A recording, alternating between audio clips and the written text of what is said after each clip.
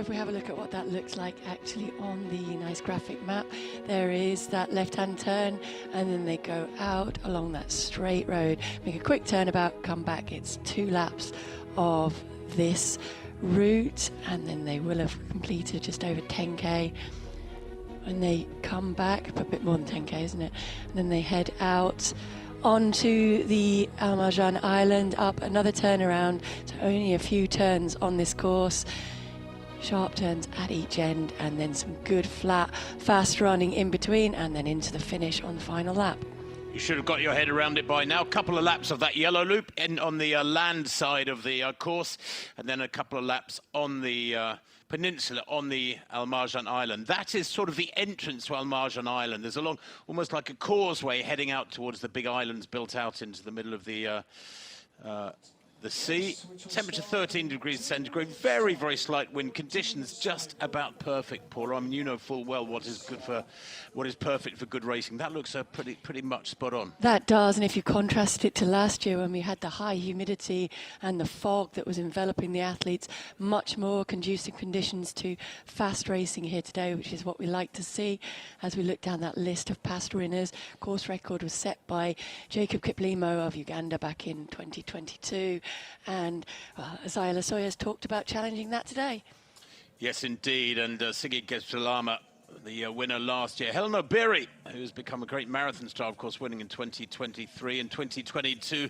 Gomowit Gebrselassie, who is back, set that course record of 64:14. But it's like a who's who. Perez Jepchirchir, of course, who won the Olympic marathon title. She's a former winner. She won the Olympic marathon title in Japan, in Tokyo 2021. People can say Tokyo 2020, but it was 2021. I'm not quite sure why they insist on calling it Tokyo 2020. There is the lineup for this race, though, and what a star-studded field it is. Lazoy, who is on paper, is saying in the last few days, on record, is saying that he wants to break the world record today. He's going to attack it.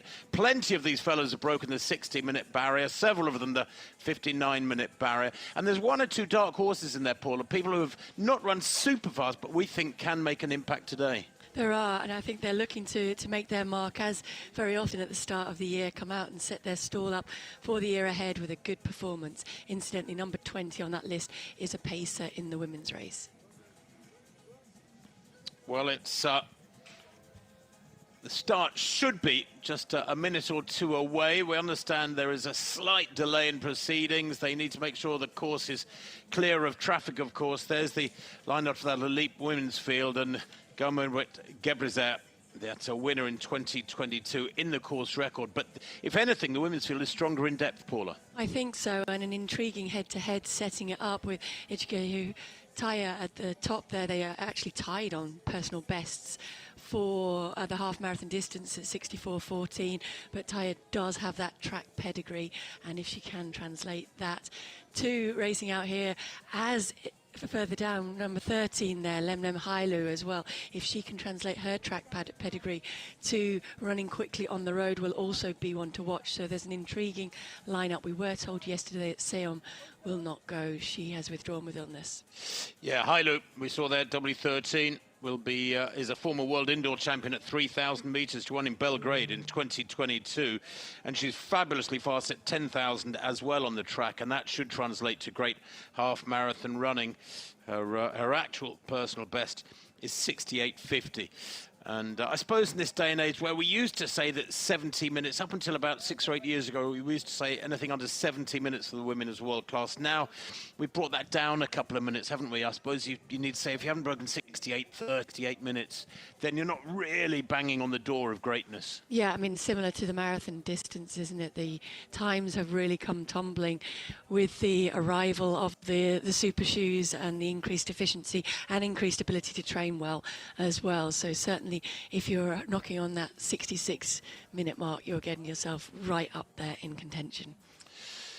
Well, as you can see, the elite athletes are stripped down and ready to go. They've been warming up outside our commentary cabin here near the finish line. They've been running backwards and forwards right past our glass-fronted door to this cabin. And they are ready. It is almost chilly. When we left the hotel and walked about a mile down here, almost 2 kilometers down here, an hour or so ago. It was about 10 or 11 degrees, pretty nippy. But do you know what? At the Berlin Marathon most years, the temperature on race morning is about 8 to 10 degrees. And that's a course that's produced just a few world records over the years. They've had a few world records here as well. They know about fast running here in Ras Al Khaimah. But the weather can be different here, Paula. It's been warm on a few years. I've been here many, many times. Last year it was misty and cool and a little bit of wind. Today it looks really good. It does look good today, and it feels good outside, doesn't it? As you were saying, there's a little bit of a crispness that you feel will help you to run fast. There's pretty much zero wind out there, and the humidity is not too high either, which is the one thing the athletes will be looking for. They don't want, they want to be losing it by running quickly, not because of the humidity in the atmosphere. I mean, Paula, you obviously had a well-practiced regime of taking on drinks on board during marathons. Is it as important in a half marathon to get those liquids in with the various concoctions that the athletes make up? I think it's less important. The human body can obviously run very quickly over the half marathon distance without needing to top up glycogen stores, which is what they're trying to do in the marathon distance. So the half marathon, it really is just about making sure that you're hydrated. Some of the athletes using it as build-up for a marathon might practice drinking at speed just to be able to get that practice in. It's hard to find the opportunities to pick up a cup or a bottle at race pace and get that down you on those racing conditions. So that's why they might use that here, but they don't need to stay fueled. When you were running at your best in half marathons, did you have bottles of your own concoction, or did you just rely upon some water on the route? It depended if it was at home, so events like the Great North Run, they might help me out and put some bottles there to be able to practice running at race pace, grabbing your bottle, finding your bottle and getting the fluid down you at race pace. But it's not necessary. You can get by with water. If you're fueled up well at the start, I think you're fine. Well, these athletes were all in breakfast with us about an hour and a half ago. I don't think they were having huge cooked breakfasts like one or two of us had to keep us going through this early morning start. Just to remind you, it's about, what, 6:33 in the morning here in Ras Al Khaimah. We're about an hour's drive across the desert from Dubai. And of course, many of the runners taking part in the mass races. By the way, there were nearly 11,000 running now. Entries were open yesterday and hundreds coming yesterday. Many of them are expats who come here to race. The number of locals who participate in sport and running in particular is going up all the time. I think that was many of them run as fast as these guys. No, exactly, but they are looking forward to getting out and racing, as were the school children that I ran with at RAC Academy the other day. That whistle that you just heard, I think, was the couple of minutes to the start call, so they have received approval from down the course and they can start getting the race preparations underway. The elite athletes on the start line then and ready to go for this 18th edition of the Ras Al Khaimah Half Marathon.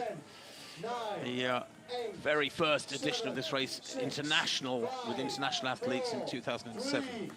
Had a world record. What will we get this morning? They are racing then here in Ras Al Khaimah. The small but very high caliber elite fields of men and women head off. They will take a left-hand turn very, very shortly onto the mainland, where they will begin that first of two huge loops. I reckon each loop is about 5.5 kilometers. They negotiate those two loops, and then they head on to the Al Marjan Island, where they do two loops of about 4.5 kilometers each, with that long sprint down to the finish straight and the finish line, where they have just come from, the same point as the start line. It's a carefully worked out circuit, perfectly measured to the centimetre. But for the men, Paula, I was fascinated yesterday at the technical meeting when it was announced there will be something around course record pace, if not faster. Two of the women have, we'll talk about this shortly, two of the women have said they'd like to attack the world record.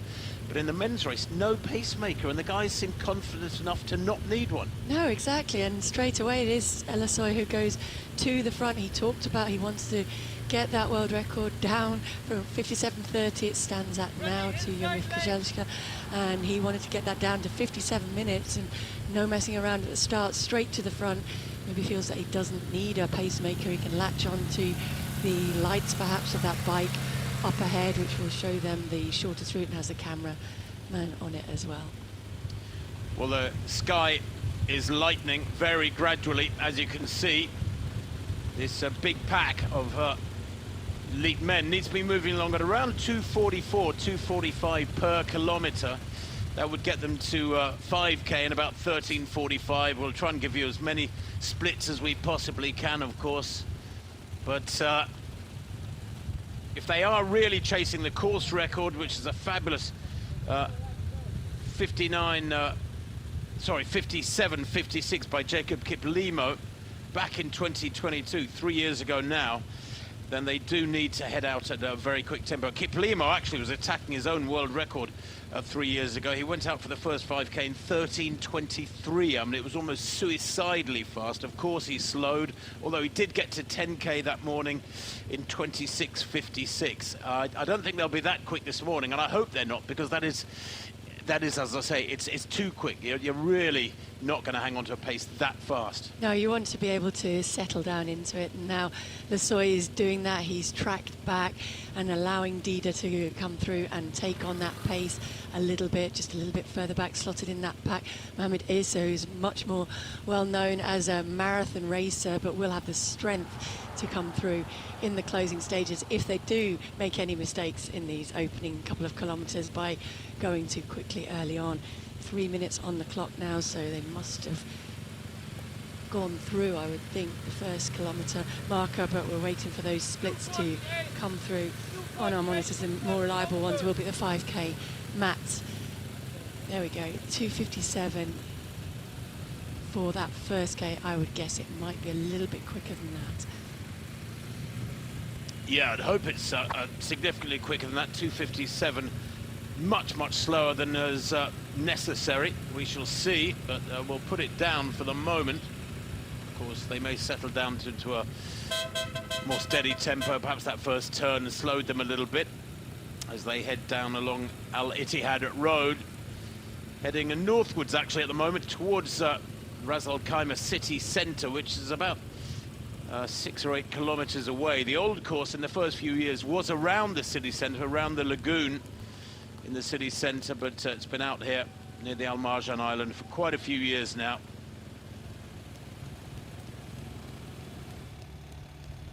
The visibility, of course, will get better and better, and that sky is brightening all the time, leading women here. And that's Zerai, Fator Zerai, wearing number 4, W4. She's a 66.04 runner. Came third here in Ras Al Khaimah for that personal best a couple of years back, but they've split up really quickly too, Paul. I was expecting more of a pack. Yeah, I was certainly expecting to see this may not be the lead group of women, because we were told that there was going to be a pacemaker with that lead women. This may be a chase group, or that may be the pacemaker just behind in the back of shot, but that is Animal also going with Zere there. She has a PB from Cardiff of 67.47, and looks as though just a little bit of daylight starting to open up to Zere. As I said, we'll get back to you on whether this is the front of the women's group. There is a bigger pack of women further back, so that may well be correct, and then just decided to go out very quickly. Well, they have gone out quickly, only 5 minutes on the clock, and running alone, and no sign of the pacemaker at the moment. The women have got their own pacemaker, who should be visible. It is Wasinu Admasu Abebe, who is a 29.5-minute 10K male athlete, was supposed to be pacing them, but no sign of him at the moment. Zere, well, she's done 19 half marathons. She's very experienced. 5 in 2022 and 4 last year and 4 in 2023. It's a sweet spot, so to speak. And 3 of her last 6 half marathons have been 66 minutes and bits. So she is, she knows what she's doing. She's locked in, so to speak, to that tempo, that race after race. But will she set a personal best here this morning? 66.04. Always nice to get under that next minute barrier, so to speak. And it did look as though she had just gone through the 2 kilometre marker in the background there, and just a tad outside of 6 minutes. So from quick running from her. Incidentally, the 2nd kilometre split in the men's race came in at 2:46, which is much more like it. And so settling into a rhythm and a good pack there, working together, some looking around now as they start to take note of who has gone with this early pace and who is really looking good and feeling good, sounding good around them in that lead pack.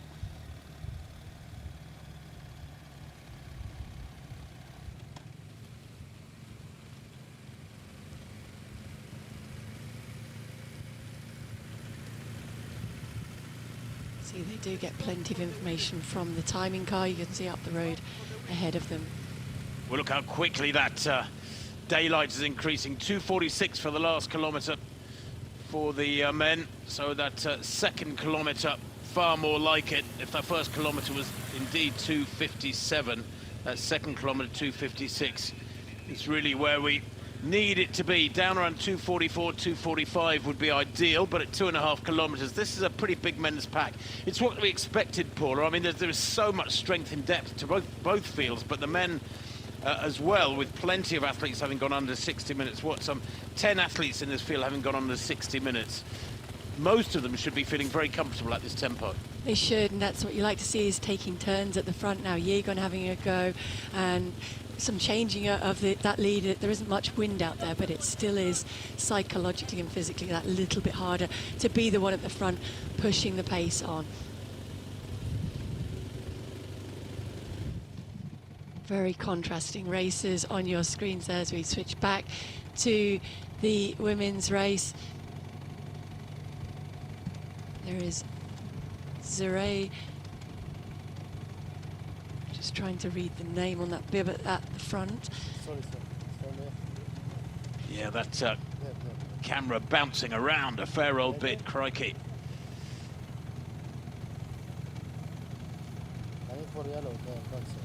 But it's interesting, isn't it, Paul, that these two have broken away. Alamea, who I think it is, who is in the lead in the yellow, just looking. Yeah, she does. So she was 12th in Bathurst in the World Cross Country. Does have a 66.37 personal best, which is up for revision maybe today. Their 2 kilometre split was 5:58, so they are certainly on course record pace, not too far off actual world record pace there.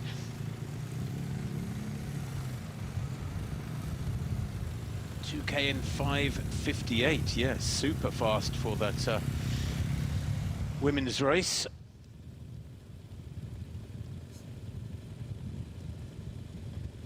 Now there's that men's pack, and we do indeed have daylight. The sun is just poking its head above the mountains over to the east. And there's, what, about 15 in this men's pack. It's good to see so many hanging in there at this quick tempo.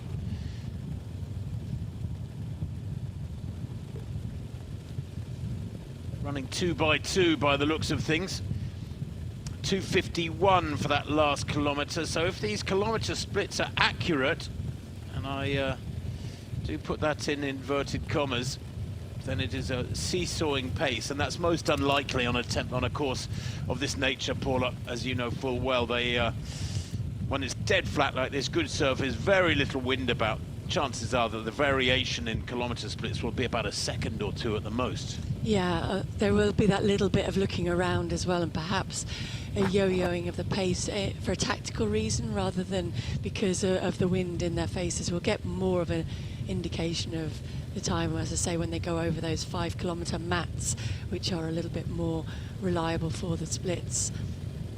But certainly there is a big pack there, and that will mean that they start looking around, start seeing who's there, and start thinking about where they might make a move to try and win the race in the latter section of this race, rather than going out alone to chase fast times.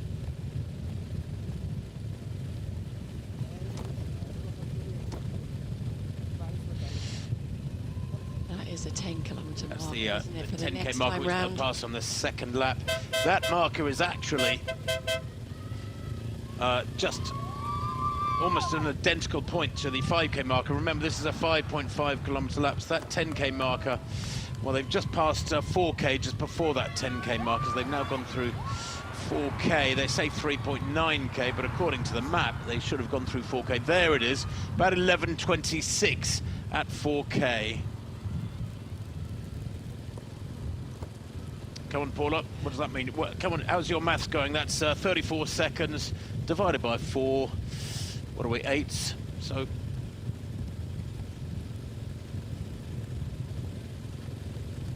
you're thinking about that now, eh? You're thinking about that now. If it was 3 minutes, it'd be 12 minutes. That means they're averaging 2:52. Yeah. That means they're averaging 2:52. Yeah, you can see it's slowed down because you saw they're actually struggling to all fit on the expanse of tarmac that they've got to race on, and settling into that yellow hard shoulder marker almost as if it was the blue line.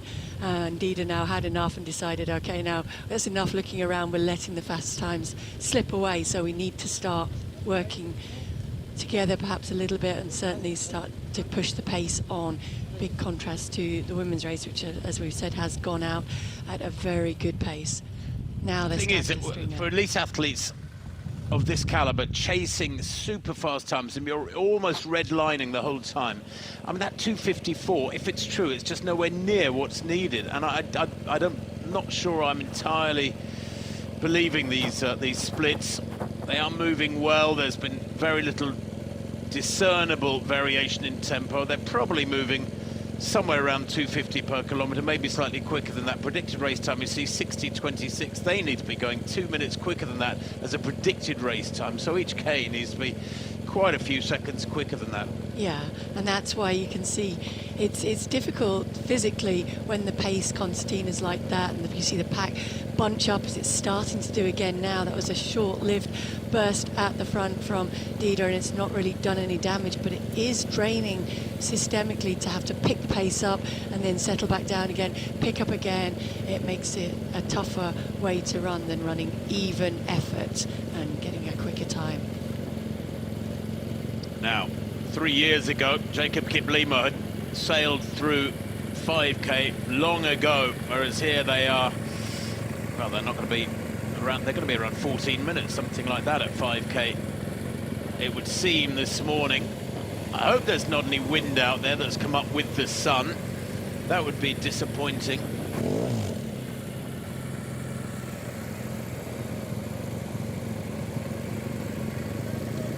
But also the fact that they're spread 4 or 5 across would suggest they're not running into any wind, Paula. You always get, you know, it's always a very clear indicator, isn't it? Athletes running into a wind will tend to slipstream, get in behind each other. There's 5K. And 14:15 on the clock. Wow. That is on the slow side, we have to say. A little bit disappointing. We're hoping it would be some 20 or 30 seconds quicker than that. I must admit, in sympathy to the athletes themselves, I was never a great morning runner. Training, never mind about racing. I don't know about you. I mean, did you get used to those early morning starts? I mean, I think you have to, don't you? And your brain certainly recognises that while it might not like training early morning, when it's race day and it's time to get up and get going, then that's what you need to be doing. And incidentally, the women are not too far behind, about 45 seconds behind the men, I reckon, heading towards 5K around about that 15-minute mark in time. So they have certainly set out with intent, and there is a course record holder. Gerbazia has worked her way back up to join that leading pair of Zere and Alamarejo. Muradi is not the pacemaker that we had down, but is doing a good job at working together with these women. So that is 15:29 on the clock for them, and they've slowed down a little bit through, although on my computer it has come up 14:57 through 5 kilometers. That, well, 14:57 at 5K is actually quicker than Guide ran in her world record in Valencia back in 2021, in October 21. She went through 5K in 15 minutes. So this is super fast in the women's race. What a contrast to the men's, who've gone up much slower than we expected. But there's a confidence to the women, Paula, that is quite unusual. Two of them having gone on record before the races saying they want to attack the world record this morning. Neither of them have broken 64 minutes, and yet they're chasing a time under 63 minutes. And Taya is not actually in that lead group at the moment either. So she was one of the women who talked about going after that record and is not one of the three women on pace at the moment in this race. Now, what are the men up to as they approach the turn at this end of the course? And now we'll head around that roundabout and back out on to the final one of the loops on the mainland. Yeah, this is the athletes negotiating the roundabout near the start. Oh, and there was a faller there. Somebody's gone down. It's such a big pack, and they're negotiating a turn there. That's really awkward.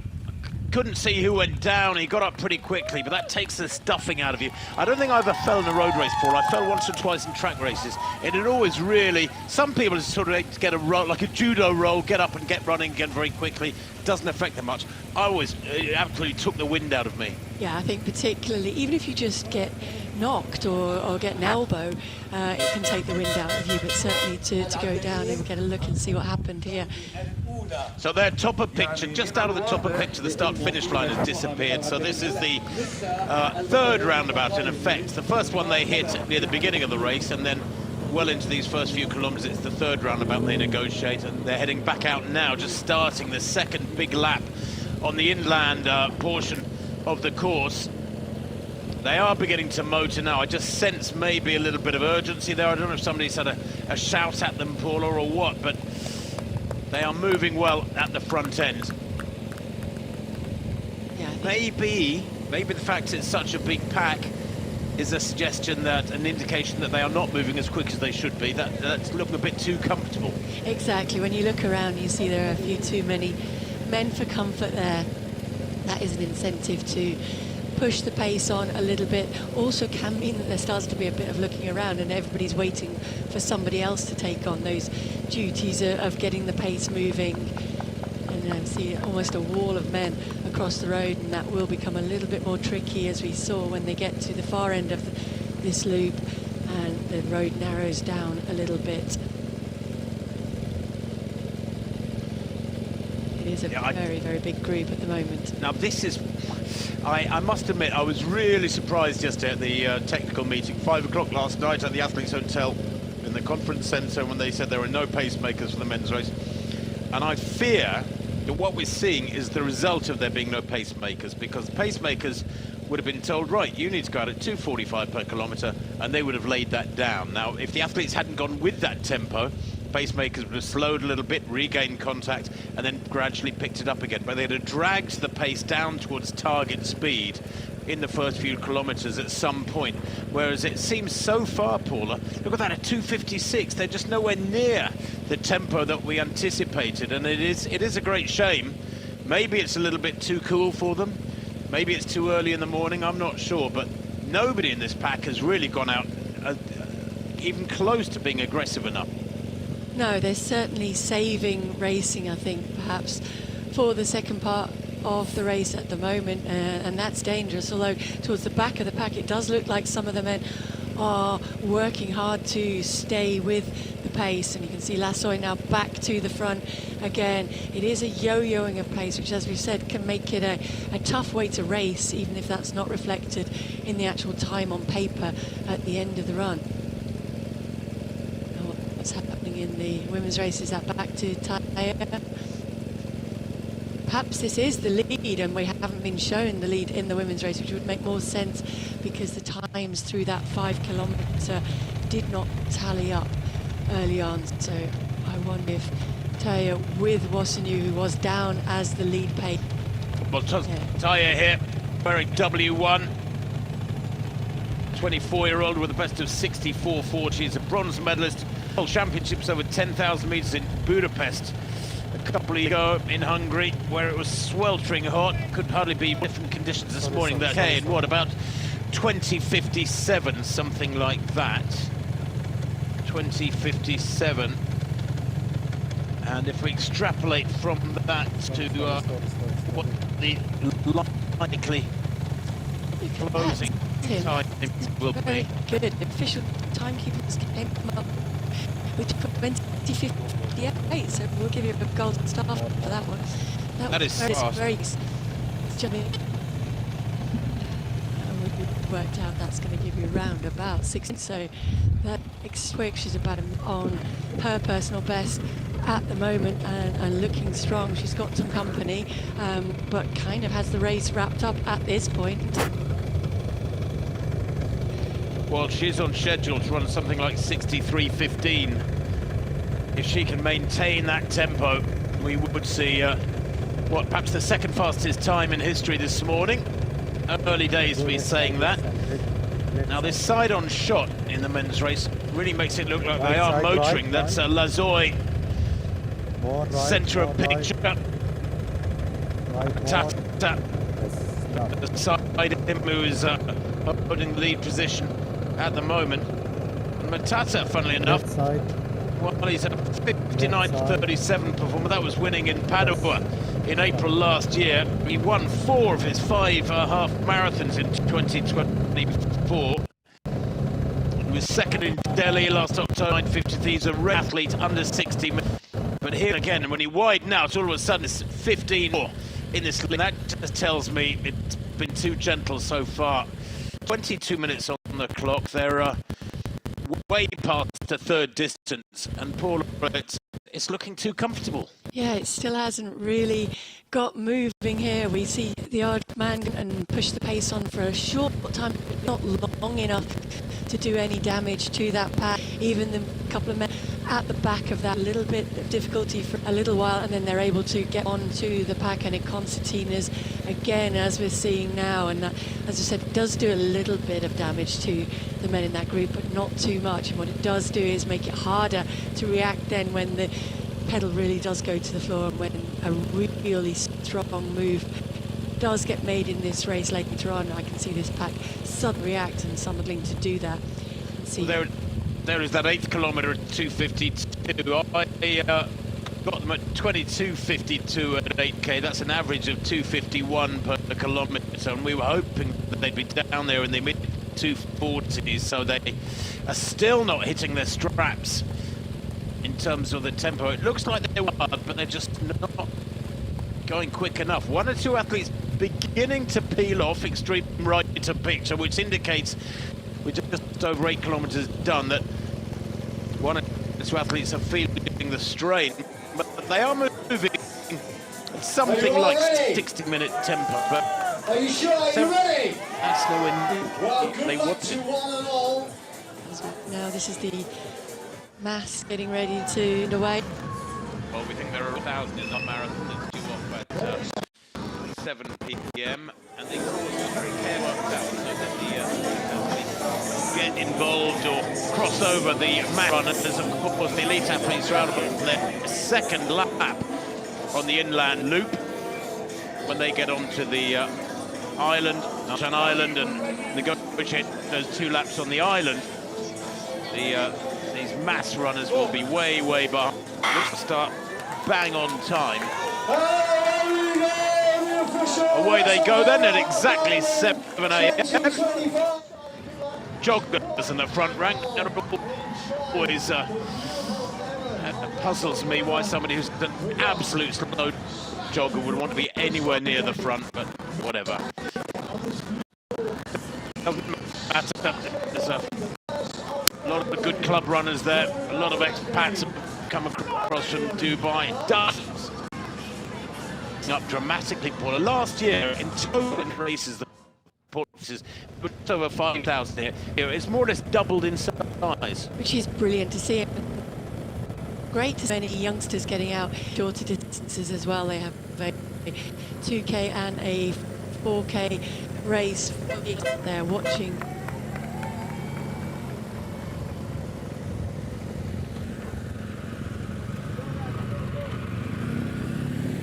Independent splits, he's in the lead vehicle, and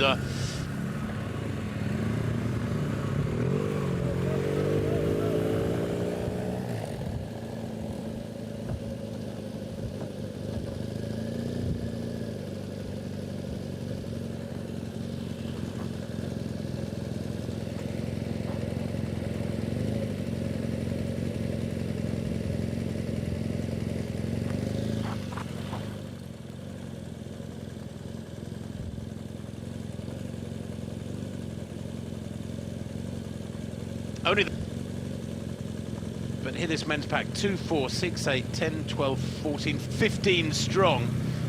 And that's, for me, probably the clearest indication that they're just not going fast enough. There shouldn't be 15 men there cruising along outside 60-minute tempo if they were really pushing it at the front end.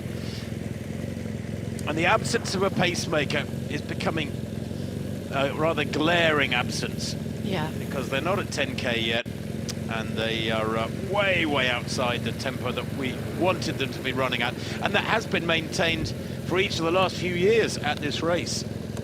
The 9th K at 2:48, I don't know if somebody's had a yell at them or what, but even that is outside the 2:45 tempo that was predicted for these athletes. They did pick up through that 9th K. It looks as though, from the picture and from the way that they're bunching again, that perhaps it's steadied down also. And as you say, we're going to see certain negative splits, I think, in this race, and a huge amount of fast racing going on over the second half of this race today. Quick update on the women. They are still, or Taya certainly is still, knocking off those kilometres around about the 3 minutes. Only a couple of them are slowed to outside 3-minute pace, and the average is working out very much on that 3-minute pace, which is very quick racing on the women's side. Well, they're approaching 10K, as you can see, a couple hundred metres from 10K, and they will get a shock, I think, many of these fellas, when they see the time. There is a timing car in front of them. They should be able to see the time, but gloves being worn by one or two, perhaps an indication of why they're not moving as fast as we would like. Matata there, wearing those pink gloves. It is about 11 or 12 degrees out there, pretty cold. But there it is, the 10K mark passed in about 28:34. Way outside what we were hoping. And Lazoy is leading that pack for Matata, Kipkoech, Hillary Kipkoech, Deriba, Dida. Hard to identify the whole pack from these sort of shots. And they are moving well, they're just not moving as quick as we expected. And Ras Al Khaimah is a race that over the years has, approaching 2 decades, has built a reputation for super fast, aggressive running. Monsignor Paula.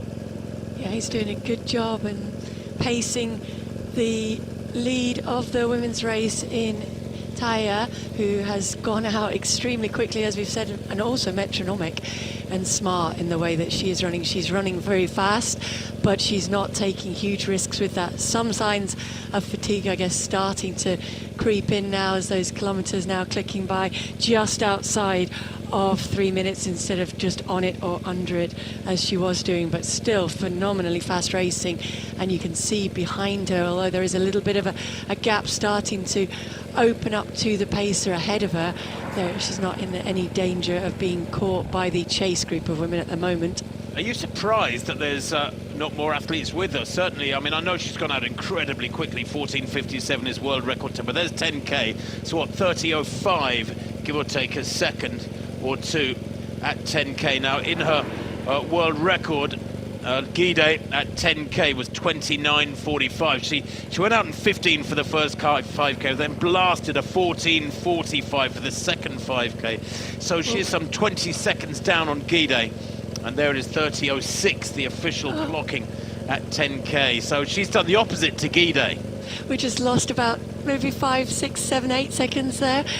She went to pick up a bottle, bent down to pick the one on the floor that the pacer had actually dropped, and then realised that wasn't the one she wanted either, so went back. So a huge amount of time lost there at that drink station, which was unfortunate, but also perhaps indicates that she is really starting to fatigue, because she certainly wanted to be able to get her personal bottle at that station. I'm not sure she was able to do that. Now looks as though she's back into good running though.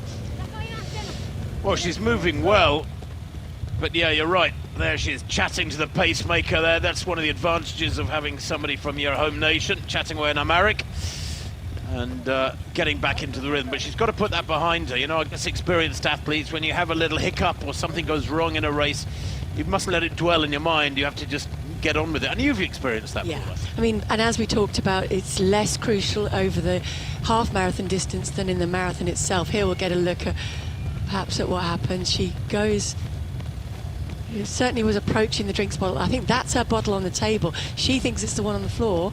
She goes back down, then realizes, no, that's not the right one. Goes back again and does get a bottle, but then is not running with one later on. Is she running with one at that point? I think she just decides at that point there's no point worrying about it.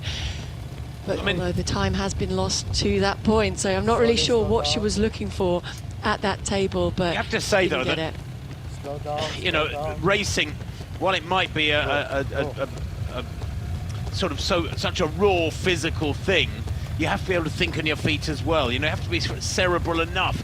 And that wasn't brilliant thinking from her just there, stopping, glancing at bottles. I mean, just get running.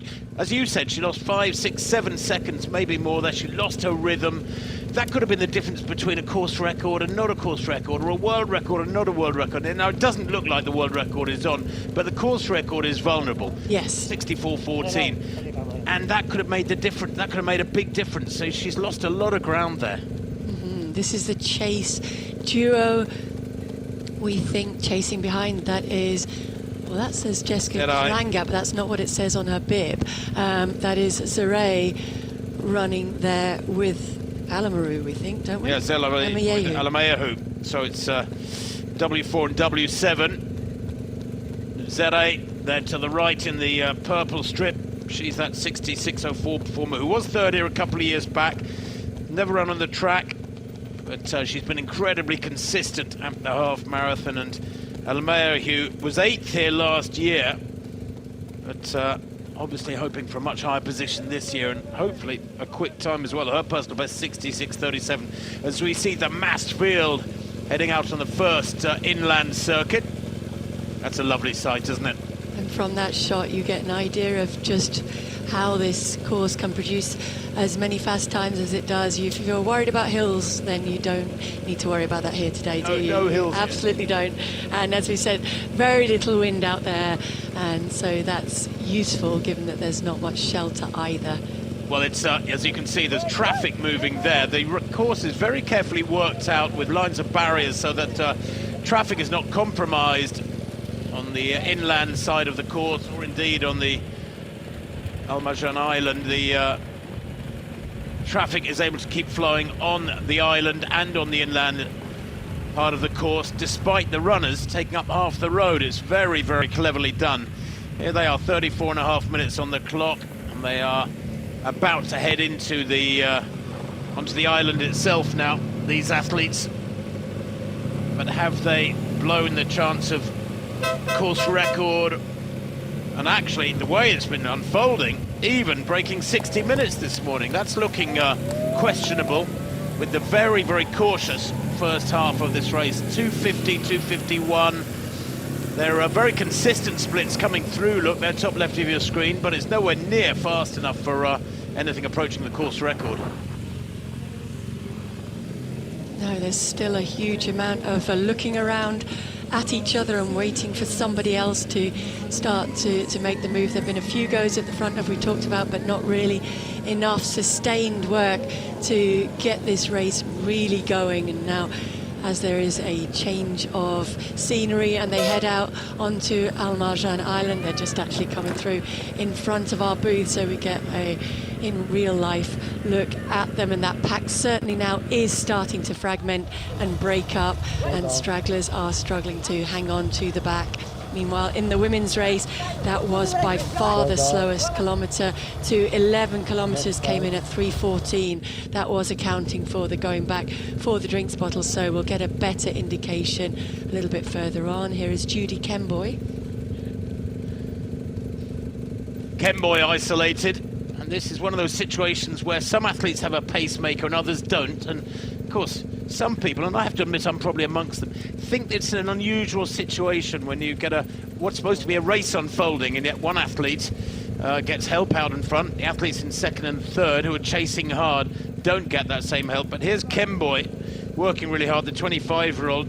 She's won 4 of her 5 half marathons last year. She's currently back in second place, 36 minutes on the clock, and she's moving really well, Paula. She is. She looks as though she's really stretching out now and can see what we can't see up the road ahead of her in terms of where she's chasing for and who she's working towards. She's also looking at her watch there and checking her own splits, and looks as though she's certainly trying to chase down that lead. Just how far it is ahead of her, we're not really getting any indication of on the splits, and that 12th kilometre has now come in for Taye at 3:06. So a little bit of a slowing, as we talked about, started to fatigue in that race, but now has managed to pick it back up from the time that she lost approaching the 10 kilometre marker. Well, Kemboy rather, won 9 of her 12 races last year. Back to the leader, Taye here, who is hanging on closely to the coattails of her pacemaker. And those splits, if that 11th kilometre was the 3:14, that 8-second differential is all down to that drink station mishap that we saw a few minutes ago. She is still moving well.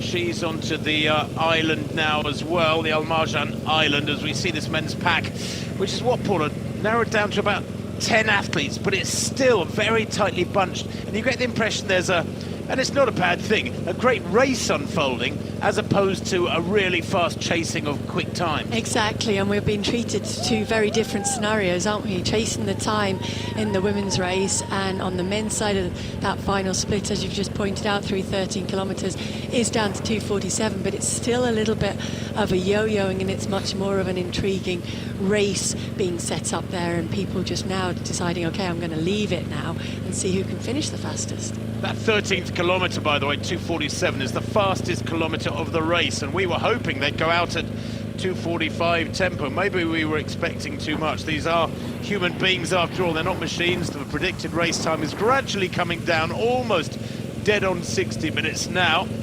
The lead athletes coming past our commentary position, in fact, here on Al Marjan Island.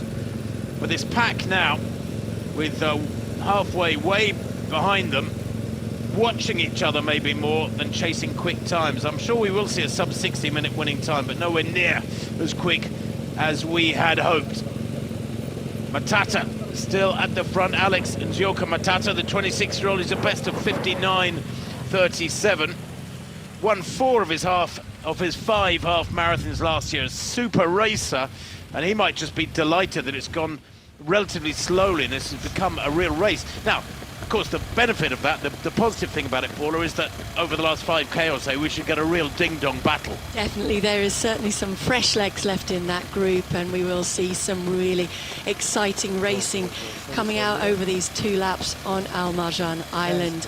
And back to the women's race, Taye, I reckon she had a fairly substantial lead. I was trying to gauge as they went past in front of the cabin. I think it's over 30 seconds, perhaps a 45-second lead back to Kemboy, who is chasing hard though, and that distance between Judy Kemboy and Zere behind her is growing with every stride at the moment. Contrast that to the fatigue that's starting to creep into the legs of Taye, who's lost another second there between 12K and 13K, starting to slow down and see that course record that she was aiming for start to slip away a little bit. She needs to try and focus on the back of the pacemaker ahead of her, as you said, Tim. Well, 40 minutes on the clock then for the athletes in this 18th edition of the Ras Al Khaimah half marathon. Taye still being dragged along by this pacemaker. 3:07 that last kilometre. Remember, her first 2 kilometres were under 3 minutes. She went through 2K in 5:58, 5K in 14:57. She was averaging sub 3 minutes for the first 5K. And at 10K 30:06, she was averaging almost exactly 3 minutes per kilometre. So she has slowed a little bit, but she could still be heading for a super fast time in the women's race, even though she's on her own. And what a contrast, Paula, to this picture where you've got a pack of men, but at a relatively slow tempo. And they still are just looking around, aren't they? Matata has been there for a little bit. Lasoy has been there from the beginning, taking his turn at the front. We have seen Kip Koech also do that a couple of times, but nobody has really yet gone to the front and kept their foot down hard. And I still think there's a little bit of testing out going on amongst this group of men. They'll take a turn just to see what everybody else has left in their tank, and then just back off again. It has now, for the first time, predicted race time slipped below the 1 hour mark. Yeah, that's good to see. The urgency perhaps getting into these fellas' legs, although they're on the first of 2 laps, and I reckon each of those laps is about 4.5 kilometres on the Al Marjan Island, so they're on the first of these 2 laps. There's that turnaround at the northernmost point of the Al Marjan Island loop. They've got to head back now towards the start-finish area, where they will take another U-turn and come back out to this point, and then they'll be on the run-in towards the finish.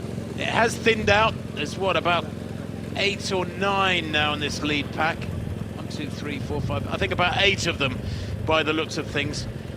And it will be fascinating to see what sort of splits they can generate through these last few kilometres, Paula. But the chance of super fast times this morning has gone. That 19k marker they'll be passing in about 4.5 k's time. Yeah, that'll be the next time around, and then the race will really be on at that point. And as we've talked about, I think this next 5 kilometres or so is going to be one of the quicker splits of the race, because certainly they've saved their racing until they got out onto this point. Well, as you can see from those aerial shots just now, much of the Al Marjan Island is under development. There's huge amounts of construction going. Lazoy 42.33 at 15k. 42.33, and so they are heading for something just down below the 1 hour mark, but it was nowhere near what we hoped. Indeed, when the course record was set by Kiplimo, went for 15k in 40.43, so he was 1 minute and 50 quicker than these fellas here today. I think the way that they're racing now, they will make some inroads on that, but impossible to make up that much time in what is left of this race. Now, what, 6 kilometres or so. Well, 42.33, they are heading for something like 59.40, 59.45. That last kilometre at 2.48, so at last they are now beginning to click into the 2.40s. But far too many of the first 10, 12 kilometres were in the low 2.50s, and they were losing many seconds every kilometre. Indeed, what's done the damage was the 14th kilometre. They went through in 2.43 for that K, you can see coming up on the side of the screen, and that is what caused that pack to whittle down to the 8 men that we see in there at the moment. Yeah, 2.48, 2.43 and 2.48 the last couple of kilometres. The 14th and 15th kilometres. Back to Tayedo in glorious isolation with that pacemaker, who is dragging her, we hope, here to at least a new course record. She still looks strong. She is, but she's certainly slowing. That was a 3:10 through the 14th kilometre. You can see the pacemaker looking back to her. I think she's really starting to feel that early pace and struggling to maintain that at this point. And now the bigger question is, what is the pace of Judy Kemboy chasing hard in second? And this turnabout point will give Taya the opportunity to look back and see now on the other side of the road Judy Kemboy chasing, and will also vice versa give that encouragement to Kemboy if she can see, because she will see the motorbike as well and the entourage around Taya. I still haven't seen them on the other side of the road yet, though, although difficult to from that shot. Here she is. Here is Kemboy. Long, raking stride she's got. Had a superb 2024. Back in the autumn, she was third in Brasov over 10 kilometres in 30.29. She won 2 of her road 10Ks last year. She's got plenty of speed. 15K marker there, 45.52 unofficially. And that compares with, in the world record, 44.29. So she's, well, some minute and 20 seconds outside the tempo laid down by Guida in her world record. The event record, 15K, was passed in 45.51, so she's almost identical to the split of Gebrezer back in 2022, 3 years ago, when she went through 15K in 45.51. got 45.52 here this morning. It's near as damn it absolutely the same, and I wonder whether she's got the legs on her, Paula, because actually Gebreseer did finish really strongly, didn't she? She actually beat Helena Beri over those last few kilometres. Yeah, and there we do get an idea of this. So the gap is still 44 seconds back to Kemboy, and I agree, Tim. I think it's contrasting ways of getting to that time at this point in the race, and it's been a tougher way that Tai has done it by going out as fast as she did early on in this race, and it's going to be hard racing for her now to A, maintain that lead, but B, to keep that course record within her sights and personal best for her as well. Kemboy here working all on her own, getting plenty of liquids on board, still moving really well. She's got lovely long raking stride. She's a rangy runner. I love the way she moves. Here's Taye, who is far more high-kneed, although that stride length has gone, hasn't it? There's definitely a reduction in the power of each of those strides as the pacemaker glances across at her. I think they're still communicating with each other. He's trying to egg her on here, urge her on. Yeah, she will need to run a stunning last 5K to get down towards course record. Well, she's going to have to dig really deep, and if you contrast the style to that we're used to seeing when she's racing, and she's racing well on the track, she certainly is fatigued out there, so it's going to be a hard battle now. And in the men's race, it's still trading blows, isn't it, really, here, with different men having a go at the front. Back to Matata now, who's put his foot down and is starting to ask some questions of the men in that lead group and string them out a bit. 17K then, in about 48.15. And there's 9 athletes in this group now. Matata pushing on really strongly. Lazoy going with him. Lazoy is one of the pair who said that he was chasing the world record today. He is the fastest in the race, Lazoy. He should be very comfortable with his tempo. There's still only a few clicks inside 60-minute pace, and Lazoy has run 58.10. He is one of the fastest men in history. He was the world number 4 last year with that 58.10 when he was 3rd in Copenhagen. And he looks comfortable here, doesn't he?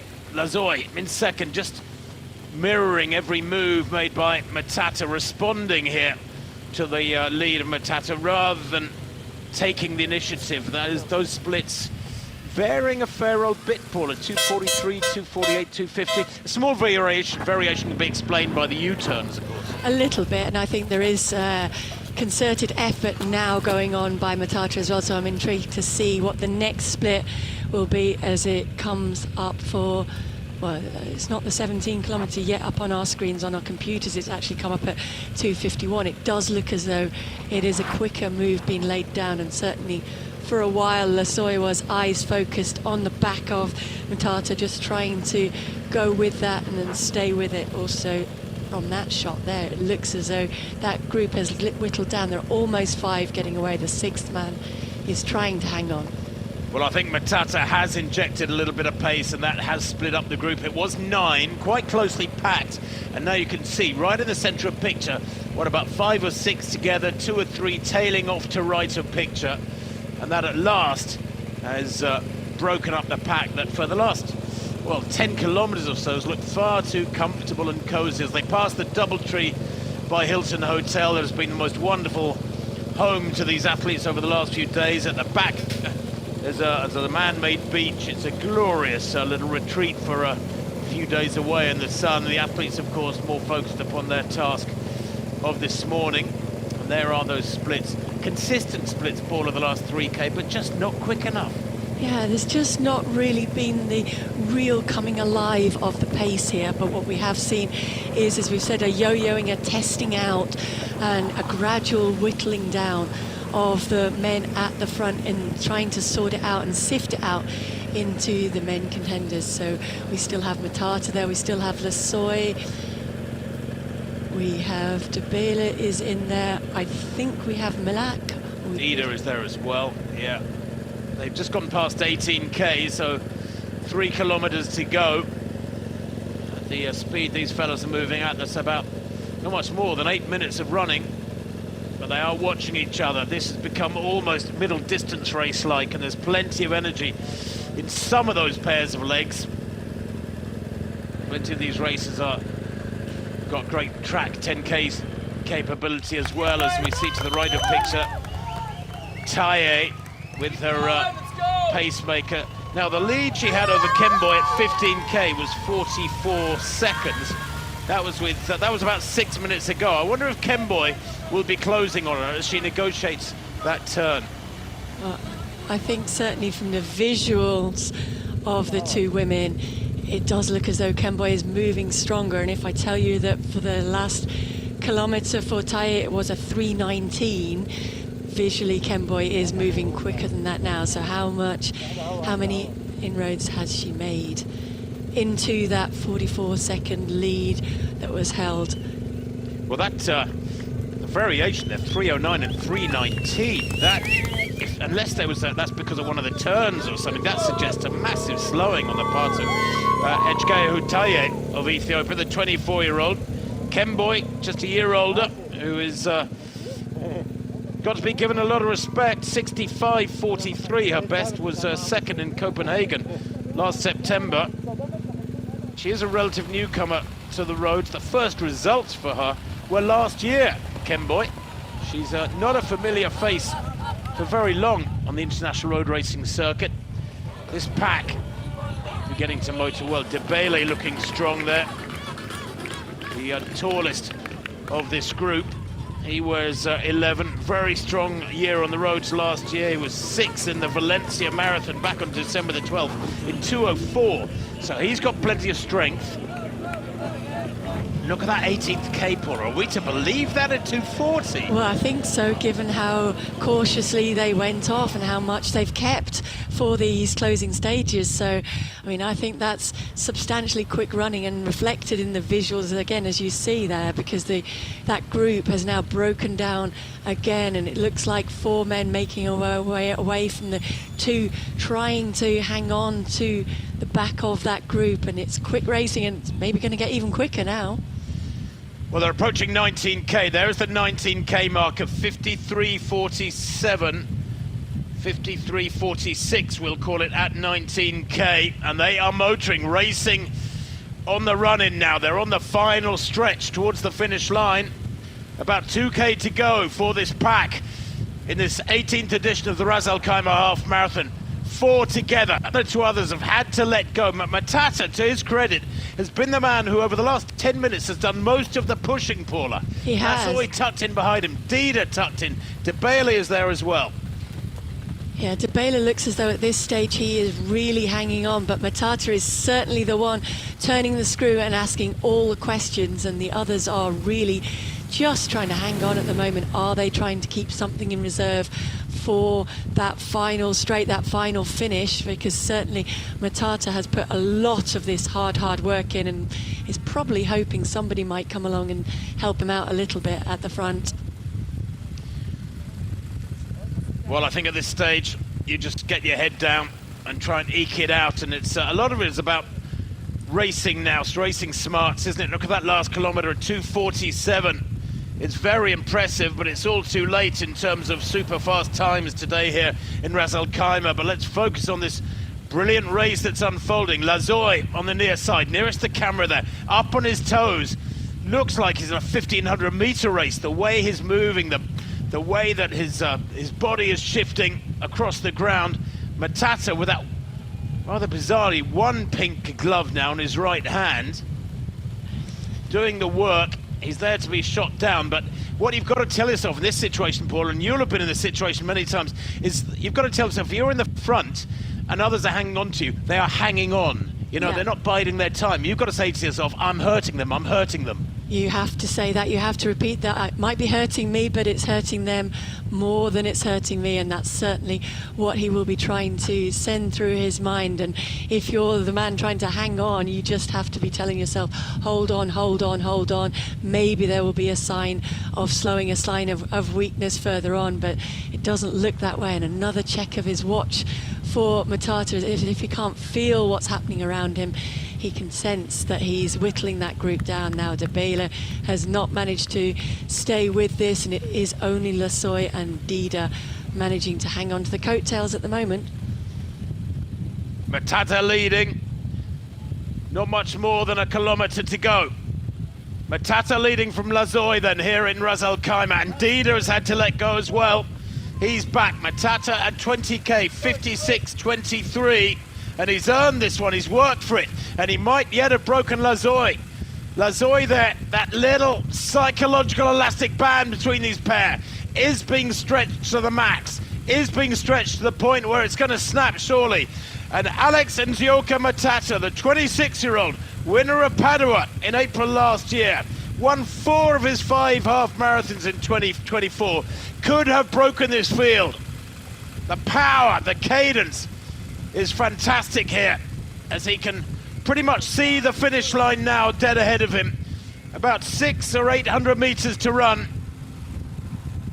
He hasn't had, was that a little glance over his shoulder? Yeah, a little look over his left shoulder and then his right shoulder. Bizarrely, a check of his watch, Paula. Yeah, I think just checking with his splits, he's looking ahead, to eyes focused on that finish line ahead. The look over his shoulder is just to check what has happened to Lazoy, but I think you're right, that elastic just snapped there. Lazoy was hanging on and trying to hold on, but Matata rewarded for what's been a couple of kilometres, 2-3 kilometres of really, really hard, sustained work. He has broken them. Look at the gap. Back to Lazoy there, left of picture. It's probably about 30-35 meters. And Alex Nzioka Matata from Kenya is surely heading for victory in this 18th edition of the Ras Al Khaimah Half Marathon. He ran a very fast road 10k in July last year. It was 28:01. Now that might not sound super fast, but get this. It was at about 6,500 feet up in Kattegat in Kenya. It was at altitude in July last year. He was only 4th in that race, but that 10,000 meter speed and strength coming very much to the fore here in what has been, by the standards of these men, a tactical half marathon here in Ras Al Khaimah this morning. The finish line is in sight. The finish line approaches. Alex Matata driving for the line. The battle behind goes on for the minor places. Lazoy, the pre-race favourite, the fastest in the field, is in 2nd place. But watch the clock. They have clawed back a lot of time over the last few minutes with these fabulous splits over the last few kilometres. 2:40 for the 18th kilometre, 2:47 for the 19th, 2:42 for the 20th kilometre. And Matata here, coming towards the line. It's going to be outside 59 minutes, but a long way under the 60-minute barrier, as Matata here is heading for a huge new personal best, and more importantly, a win in Ras Al Khaimah 2025. There it is, 59:20 unofficially for Matata. Very tight for the minor places. I think Dida getting 2nd place ahead of Lazoy, or was Lazoy 2nd? I think Lazoy did just hold on. Dida was chasing hard, and Lazoy certainly paying the price for trying to hold on as long as he did to Matata ahead of him, but very close on the line for 2nd and 3rd. It's a tough way to run those sort of times, way below 60 minutes, and look at the clock. Many, many men getting through the 61-hour barrier here this morning, and more or less perfect conditions in Ras Al Khaimah. The hour mark comes up now, and I think we've got about 9 or 10 home already, waiting for that confirmation of the winning time from Matata. 59:20 it was indeed, is confirmed. Dida 2nd, 59:25. He did just beat Lazoy. And Debele, both of them on 59:25, and Debele 4th with 59:28. I mean, the finishing times, Paula, make you feel as though it was one that got away. You know, they've run a long, long way under 60 minutes, and yet the first, what, 2/3 of the race was desperately slow by the standards of these men. I think when you see finishing times like that, you have to think the only man who's really happy with his race out there is Matata, because he's come away with it with a personal best, and he ended up running the race that suited him the best, and the others kind of got sucked into a little bit of watching each other over that first almost 15 kilometres of this race before the race really got going out there. Well, here we can have a quick chat with the winner of the race, Alex Matata. Congratulations on the win today. It was quite slow to start with. How did you feel out there? Okay, according to my body, according to this place, It was not so much nice for first 10 kilometers. It was tough for me, and I just pushed when I alight at 15, 16K. Now I start feeling my body can numb off. There were no pacemakers today. Was it better having just a race with your fellow runners, or did you miss having a pacemaker pushing the pace? Yeah, in fact, I missed pacemakers because it was not easy. It was not easy to push. There was a lot of windy, and the course was not so much good. So what I can say about if we had pacemaker, if I could have pacemaker, I couldn't do better, more better. But I'm happy because I proved my PB. Did it feel cold out there? You had your gloves on for a bit. Sorry? Did you feel cold out there? Was it chilly this morning? Okay. This morning it was very much cold. I couldn't imagine the way it was. It was very cold. Well, congratulations on the win. Thank you. Thank you very much.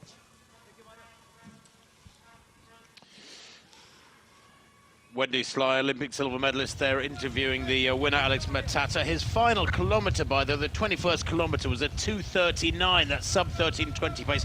Back to this women's race, though, Paula, where Taye has dominated with a very aggressive first half, but has she slowed significantly? And is she in danger of being caught by Judy Kemboy, who was chasing hard behind her a couple of kilometres ago? Just looking at the splits in the women's race, I'm wondering if there is some wind out there on the island. Indeed, confirmation that that gap is not closing back to Kemboy, so Taye has the race wrapped up. But some yo-yoing from 16 and 17 kilometres around that 3:18:19 pace. She did pick it up and rally back down to 3:14 pace per kilometre, and now that 20th kilometre slowed again, perhaps indicating she's working hard into the wind. So course record, I'm afraid, has gone at this point, personal best as well, and Taye is now trying to hold on for the win. Judy Kemboy looks as though she's settled into that rhythm.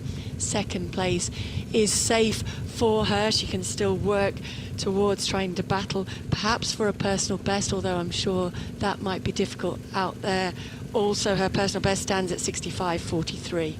Well, the first 10K, Taye covered in 30:06. The second 10K to 20K, 32:12. I mean, that is a ridiculous differential.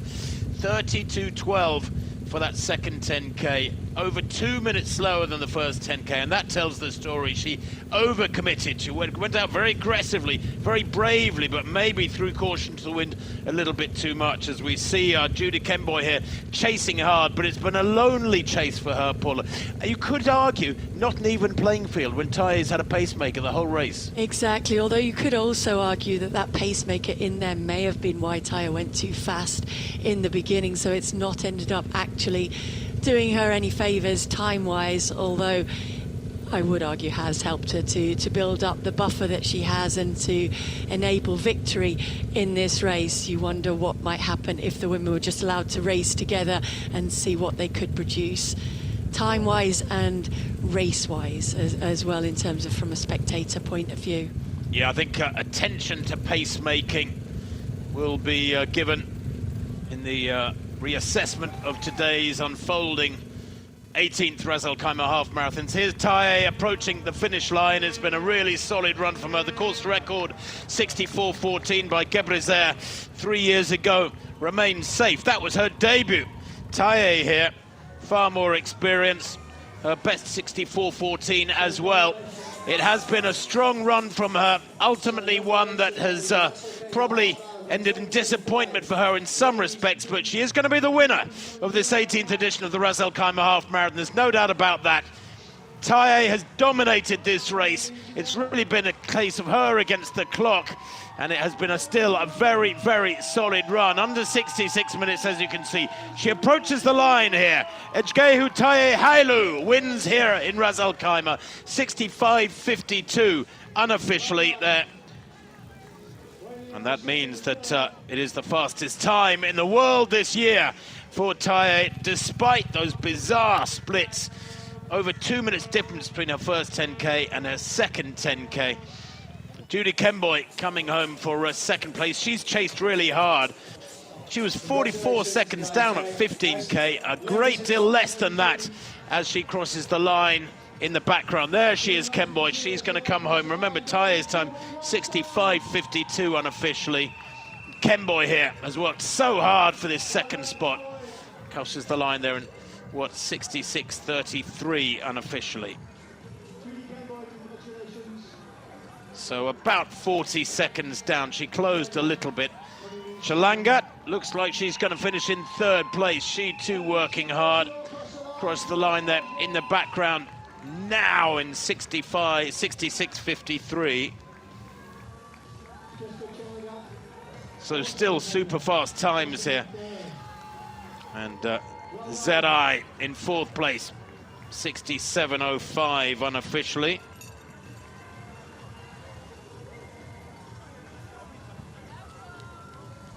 Once again, Ras Al Khaimah has delivered in terms of really big numbers, running super fast times. Paula, maybe we were anticipating records too much this morning, you know, with all the hype that went on, and to an extent it was the athletes themselves who said they would chase records this morning, so we were led by them. Yes, and then I think perhaps they revised that once they got out there and saw what the racing conditions were like. And in Taya's case, I think she went out certainly with a plan, and on that plan, didn't she, but paid for it substantially on the second half of that race. Adane Anmore Mengesha, the 21-year-old, best of 67.47. She crosses the line there. Only, what, about some 15 seconds outside her lifetime best. Many of these athletes, of course, have run the race on their own. Hailu and Lolio. Lolio there, who's a 67.08 performer, about a minute down on her lifetime best. She only ran half marathons last year, 6 of them, though. 4 of them were in 67-minute territory this morning, just outside 68 minutes. And Afanigas coming home as well. Belelihem Afanigas Yema ran 7 half marathons in 2023, maybe too many. There's a best of 66.46, but she's a couple of minutes outside that this morning as she finishes very shortly. There's Jet Corrier.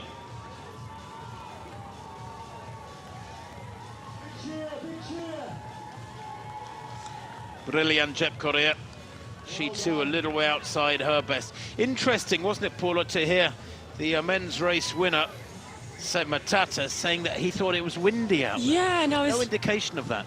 There wasn't. I mean, some of the palm trees are moving a little bit. I think we do know from running around the island, you can feel the breeze out there a little bit, can't you? And it seems quite nice when it's at your back, but when it's in the front, then it's not that conducive to racing quickly. But as we said, looking at the pack, it didn't indicate that there was a wind because they were spread out across the road. Well, we can take a look now at the climax of that men's race here in Ras Al Khaimah. Matata, who did so much of the aggressive running in the closing stages, taking victory, a well-earned victory this morning from the man who was not fancied for the win, but he ran a personal best by some 17 seconds this morning. 59.20 is winning time for the 26-year-old Kenyan. And behind him in second place, Isaiah Lazoy, the fastest man in the field when the gun set them underway.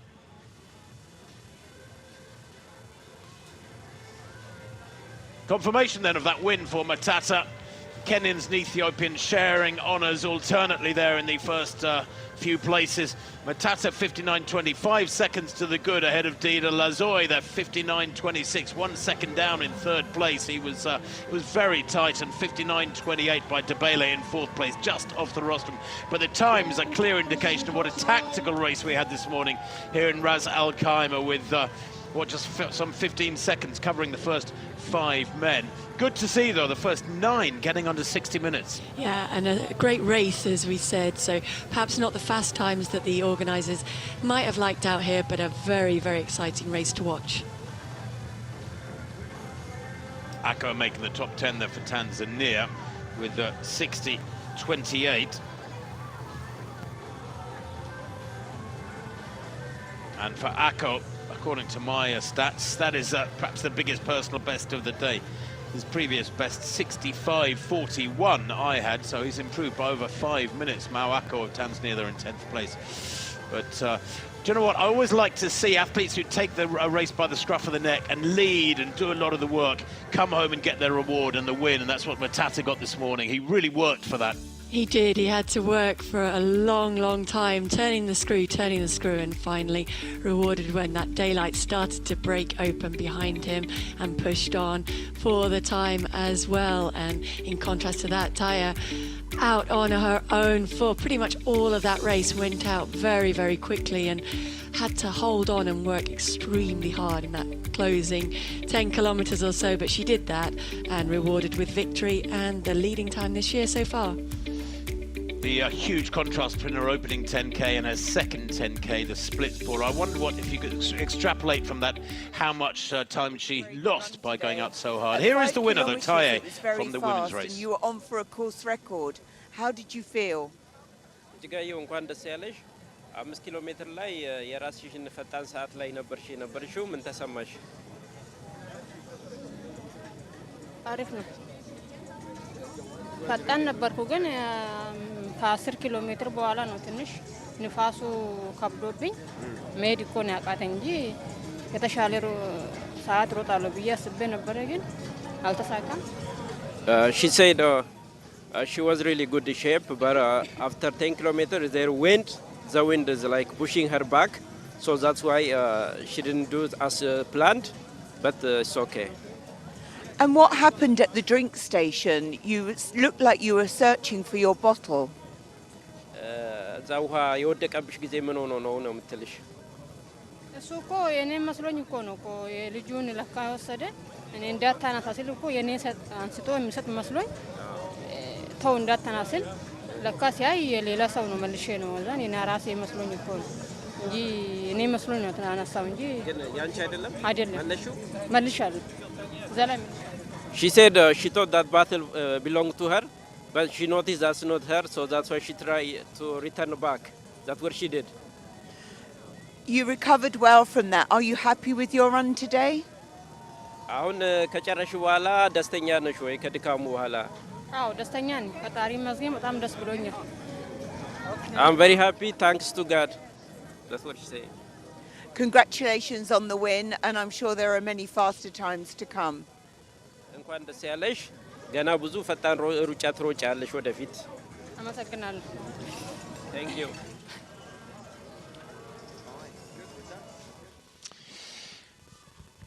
Well, she looks philosophical, I suppose you could say, Paula, the winner of the women's race there.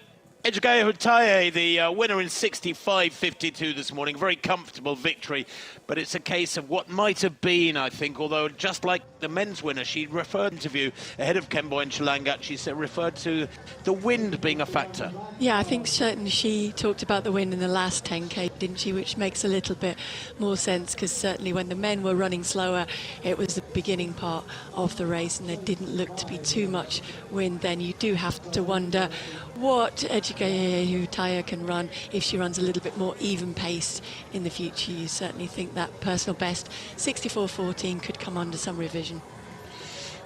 Well, records will come in Ras Al Khaimah, but today was not the day for them. This 18th edition has produced brilliant racing. In the men's race, an outstanding dominant run from Taye in the women's race ahead of Kemboy, who chased hard, finished 42 seconds down eventually. Jessica Chilangat makes the rostrum as well, as 66.53. Not so many personal bests because of the nature of the racing this morning. Two contrasting races. But Paula, your final thoughts on what we've seen here in Ras Al Khaimah? I think we've seen some exciting racing to watch rather than looking at racing on the clock, and I think, as you mentioned earlier, it was nice to see Matata rewarded for the hard work that he put in. He certainly worked hard for that victory today and personal best. Well, it has been a great day's racing in Ras Al Khaimah. It's not even 8 in the morning here in the United Arab Emirates, but the sun is beaming down, the temperatures will rise, and the athletes will head back and recover. It's been a fabulous couple of elite races here. Do hope you've enjoyed it with myself, Tim Hutchinson, Paula Radcliffe, and the production team as well for being with us. We'll see you again. Bye-bye for now from all of us in Ras Al Khaimah. Goodbye.